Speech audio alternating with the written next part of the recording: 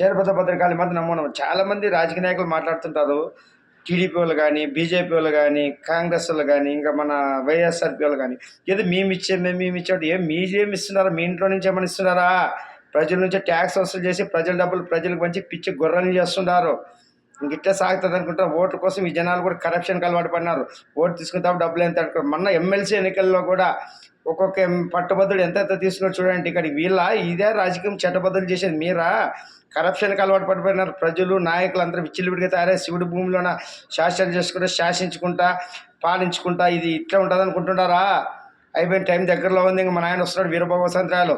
గతి తప్పిన యువకుల్ని, స్త్రీ పురుషుల్ని, వ్యవస్థల్ని అంతా నాశనం చేసి కూర్చుంటున్నారు. అందరినీ దారిలో పెట్టి ఈరోజు న్యాయ వ్యవస్థ కానీ, రెవెన్యూ శాఖలో కానీ, రాజకీయాల్లో అనేది నాశనం చేసి ఐపీఎస్ ఐఏఎస్లు వస్తారన్న. ఇప్పుడుండే ఐపీఎస్ బాగా ఇదైపోయినారు, బాగా అలవాటు పడిపోయినారు. ఎక్కడొస్తే అక్కడ తందన చేసేకి.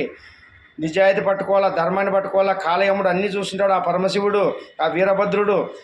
నారా తీస్తాడు ఒక్కరొకడు. మీరు తిని సొమ్ము సుఖ పెడతారు అనుకుంటుంటావు. ఇప్పటికే రోగాలు ఎక్కువైనాయి, దరిద్రం ఎక్కువ, సమస్యలు ఎక్కువైవే. శివుడి సొమ్ము ఎవరు తినక్కలేదు, ప్రజల సొమ్ము కాదురా ఇది, దేవుని సొమ్ము ఇది.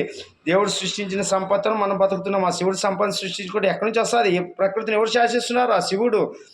వర్షాలు పడాలన్నా ఈ సూర్యదేవుడు, సూర్యచంద్రుల ప్రకృతి అంతా మనకు అనుకూలిస్తే ఇవన్నీ సంపద వస్తుంది. దీన్ని మేమిచ్చేమో మా పాలన, మా ప్రజల డబ్బు ప్రజలే ఆడుంటారా? ఇప్పుడు వచ్చేప్పుడు బాధ్య చర్యలతో చూడాలి వీళ్ళేం రా. తస్మాత్ జాగ్రత్త. అందుకే ప్రజలకు బాధ్యత లేకుండా అయిపోయింది. గవర్నమెంట్ సొమ్ము అంటే మీ సొమ్ము కాదా? మీకు సొమ్ము ఉంటే ఇట్లా చేస్తుంటారా? ఇట్లా విచ్చిడిగా అప్పులు చేసి ఇచ్చినాడు జగన్ గారు. అప్పులు చేసి ఇచ్చి ఈరోజు పిల్లలు భవిష్యత్తు లేకుండా అయిపోయింది. ఉపాధి అవకాశాలు లేవు, డెవలప్మెంట్ లేదు, పరిశ్రమలు లేవు. ఎట్లా వస్తుంది? ఎక్కడి నుంచి పంచుతారు? అప్పులు చేసి ప్రతి ఒక్క కార్యాలయాన్ని తాకట్టు పెట్టి ఇచ్చినారు. ఇవన్నీ తెలుసుకోలేకుండా మీరా రాజకీయాలు చేసేది? రాజకీయం అంటే మా నాయన చూపిస్తాడు వీరభద్ర. ముందుకు అర్థమవుతాయి మీకు. జై వీరభద్ర.